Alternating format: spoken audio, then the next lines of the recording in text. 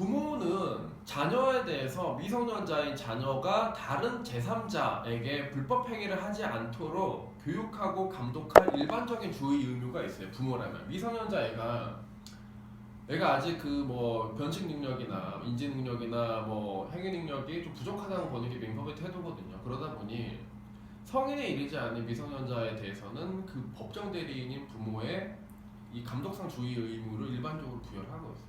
이거를 안 했기 때문에 결국 카드사는 이런 주장인 겁니다.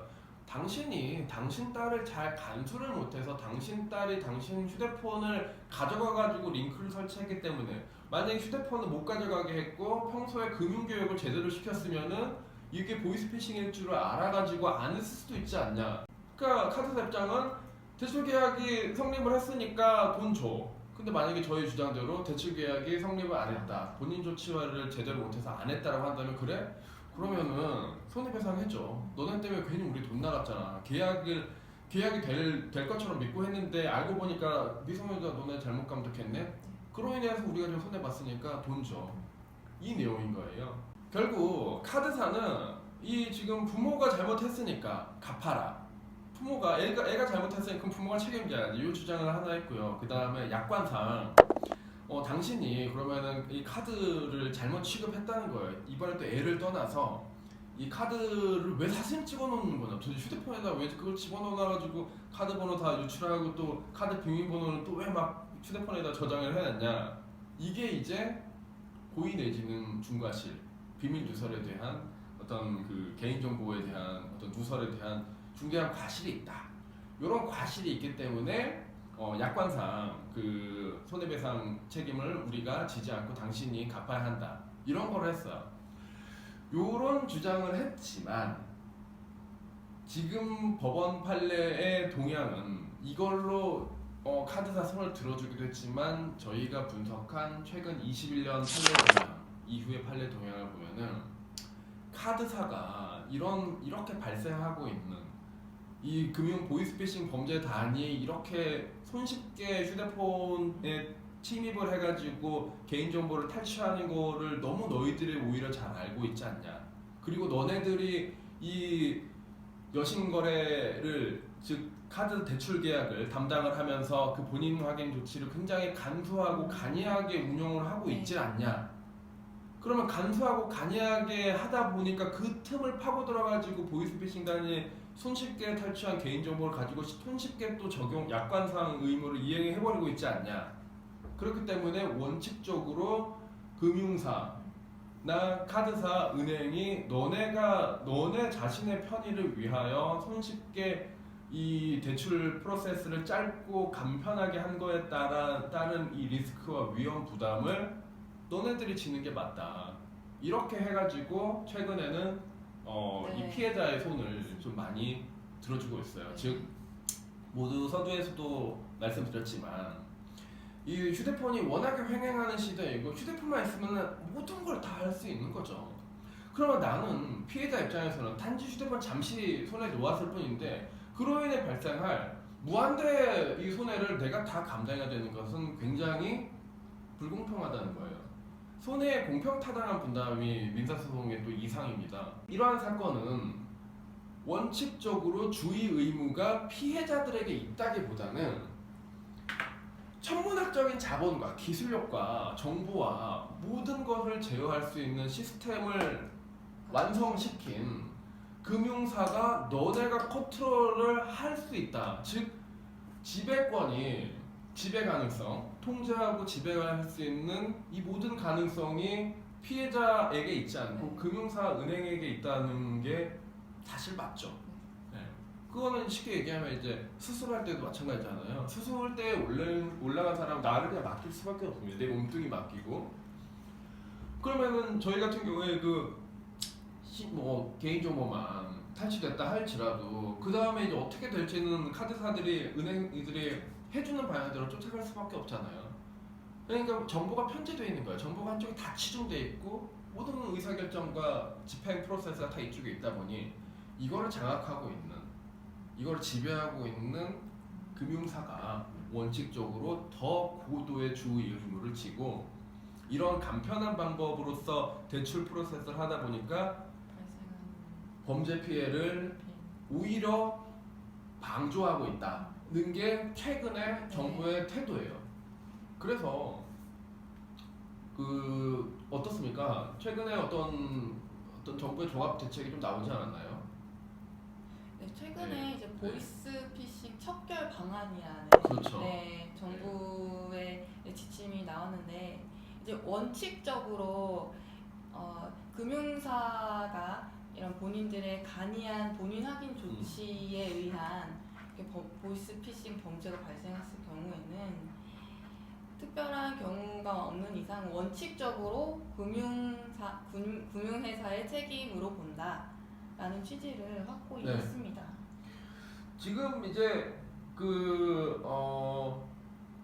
FDS라고 있어요. FDS라고 Fraud Detect System이라고 하는데 이 사기 방지 시스템이라는 거죠. 즉 이제 은행이나 카드사마다 금융사고 방지 그 팀이 있어요. 그 팀에서 모니터링하고 뭐 해외에서 IP가 유입되고 있는지, 비정상적인 정보 변경이 이루어지고 있는지, 아니면은 대출 실행이 계속해서 갑자기 급거에 이루어지고 있는지 이런 것들을 판단을 해서 이상한 그 거래 패턴을 해서 사고를 막는 부서들이 모든 이 여신사들마다 다 있단 말이죠. 이게 FDS 시스템이라고 이제 명명을 하는데 이거를 강화하라고 했습니다. 우리 정부가 금융위원회 또 뭐 금융위원회뿐만 아니라 금융위원회, 금융감독원, 뭐 대검찰청, 뭐 어디 뭐 은행연합회, 여신전문회사 연합회 뭐 다 모여가지고 회의를 해가지고 보이스피싱 척결 종합 방안을 2021년 6월경에 발표를 했어요. 인터넷에 두들겨 보시면 나옵니다.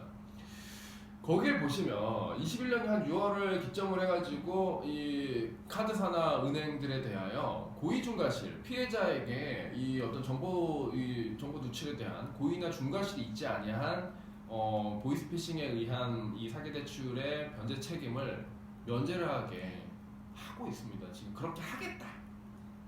정부에서 네. 그러니까 반드시 이제 그게 법적 의무까지는 아직 아니지만 이렇게 하겠다고 하면은 이 보도 지침이나 보도 자료가 누구한테 제일 먼저 나옵니까 사실? 예? 금융회사한테 제일 먼저 가요. 왜냐하면 금융회사가 참여해서 나오는 자료니까요. 금융회사 입김이면 반영이 안 됐겠어요? 당연히 들어갑니다. 여신전문협회, 금융투자협회, 은행협회 다 참여해가지고 금융위원회, 금융감독원, 대검찰청, 뭐 그다음에 경찰청 정말 보십시오. 거기 정말 망라되어 있습니다. 참여단이. 그래서 그렇게 해서 만들어진 자료에 이제 앞으로는 보이스피싱 범죄가 일어나더라도 너네들이 사기방지 시스템 FDS를 강화를 해야 하고 일을 잘 못해가지고 일어난 대출 사기 피해에 대해서는 부당 대출 피해에 대해서는 은행이나 카드 너네가 원칙적으로 책임을 져라. 피해자가 고의나 중과실로 잘못한 게 아닌 이상 이런 또 입장이 있어요. 그런 기조가 또 있기 때문에 이게 저희는 그걸 알기 때문에 이제 제출을 하는 거죠. 또 판사님들이 다 모르세요. 그래서 저희가 다 알려드려야 되는 게 있어요. 그래서 그런 것들을 변호사들이 하는 역할이고요.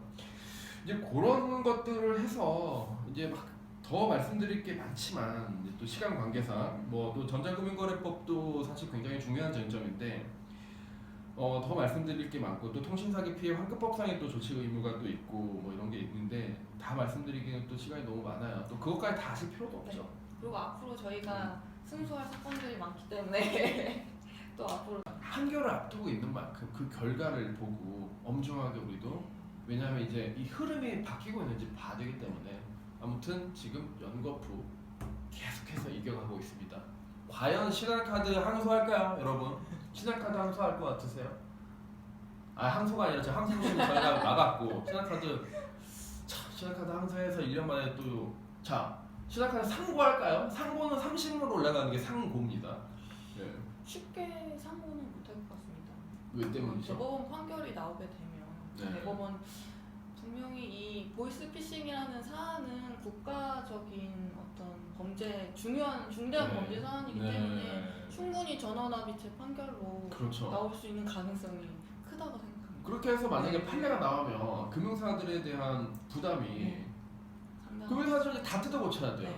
그러니까 저희가 지금 주장하고 있는 법령상 본인 확인 조치 의무를 비대면 전자금융거래, 비대면 인터넷 대출에서 반드시 금융사들, 은행사들, 카드사들이 했어야 한다. 근데 이런 의무를 지금 하급심에서 인정을 해주고 있는데 대법원까지 인정해준 순간 완전히 판이 완전히 바뀌는 겁니다. 전부죠. 이제 카드사들은 그거 안 했으면 이제 다 집니다. 그러면 나중에라도 소송할 수 있는 거죠. 피해자들이 일단 갚았다가 부당이득반환 청구해버리는 거예요. 이제는 소송을. 그럼 벌떼처럼 일어나면은 카드사들이 얼마나 수익을 많이 올리는지 몰라요. 아주 간편한, 획기적으로 간편한 이 정말 1분 안에 몇 천만 원을 대출할 수 있는 획기적으로 간편한 거를 만들어 놓고 이 어떤 이런 사태를 방치를 하다 보니 날이 갈수록 올라갑니다. 그 올라가는 폭은 보이스피싱 범죄 피해액의 규모와 그거와 상관관계가 있게 올라가요. 그러니까 보이스피싱 범죄로 인한 그 피해액이 고스란히 카드사 입장에서는 그게 자기들의 영업이익이고 네. 매출액이에요. 그 이거를 이 지금 사회에 부당한 이 범죄 행위로 인해 발생한 이 마이너스된 양을 누군가는 플러스로 가져가고 있다는 거예요. 이거를 막아야죠. 지금까지 2007년 이래로 2022년인데 15년 동안 이거 못 막고 있거든요. 참 여러 가지 생각을 많이 했어요. 정부가 이거 사실 대통령까지 이야기를 할 건 아닌 것 같지만 누가 칼자루 빼고 야 이거 다 만들어놨잖아 우리가 다 만들어놓은 이거 가지고 좀 해라. 이미 한 7년 전에 만들어진 자료예요. 그거대로 하라는 거. 요즘에 판례가 바뀌어가지고 그거대로 하라고 좀 나오고 있습니다. 그거를 좀 대대적으로 금융위원회가 이렇게 카드사를 상대로 좀 교육하고 감독하고 그거 안 하면은 뭐 때리고 이런 식으로 했으면 이렇게까지 안 될 거예요. 영화 보이스라고 있습니다. 제가 이 사건 하다 보니까 저 그거 영화 보러 갔어요. 과연 중국에서 이 자식들이 어떤 식으로 이 지금 기업형을 하고 있는지 보기 위해서 뭐 끔찍합니다 정말. 그걸 보니까 좀 더 이게 어떤 구조로 돌아가고 누가 이거를 방치를 하고 있고 이런 것들을 알겠더라고요. 그러니까 여러분들 그 보도 자료가 생각보다 중요해요. 그래서 인터넷에서 한번 쳐보시면 보이스피싱 방지 대책 이런 거 한번 쳐보세요. 그리고 최근에 그거 바로 나요. 그럼 여러분들이 챙기셔야 할 권리를 좀 알 수가 있어요. 근데 매우 애석하게도 카드사들은요 자기들이 그거 이행 안 시키면서 국민들한테 조심하라는 거는 꼭 제출합니다. 국민들한테 이렇게 홍보하고 있는데 피해자가 이거 안 받아주겠다. 그럼 니네는 그러면은 금융위원회가 고시로 마련한 비대면 전자금융 거래 시에 본인에게 조치 의무를 하나도 읽지도 않고 조치 안 하고 있으면서 그래서 언젠가 이거 대법원에 보세요. 항소심에서 만약에 저희가 졌으면 저희가 상고했을 거거든요.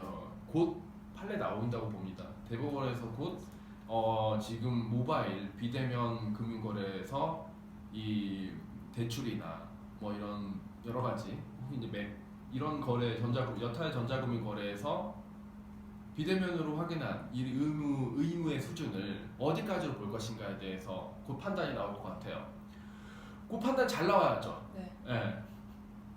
그래서 이제 그 판단을 잘 만들기 위해서는 제가 계속 이겨나갈 필요가 있고 또 전국의 많은 또 변호사님들이 잘 싸워주시고 있어요. 그래서 끝까지 저희는 부당한 카드사들 부당한 횡포 이런 것들로부터 이 그 선량한 피해자분들을 구제하고 또 어떤 금융거래 질서에 부당함이 없도록 치우침이 없도록 조금의나마 일조를 좀 하고 싶습니다.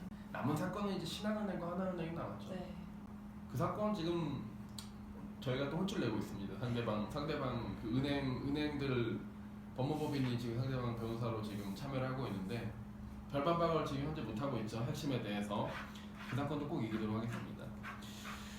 자, 여러분 이겼습니다. 항소심 이겼고요. 신한카드 이겼습니다. 그 정말 콧대 높고 당당했던 그 대리인들, 지배인 다 주장 물리치고 소중하게 이겼습니다. 지워졌습니다. 정말 소중한 일승인 것 같습니다. 그래요. 좋은 선례가 되길 바랍니다. 네, 앞으로 콘서트를 응원해 주시고요. 저희는 이 사건과 관련해서 계속해서 시리즈물로 보이스피싱으로 인해 체결된 대출 계약, 대부 계약 이런 것들에 대해서 막아낼 비책들 네. 계속해서 공유해드리겠습니다. 자, 장시간 들어주셔서 감사합니다. 감사합니다. 감사합니다.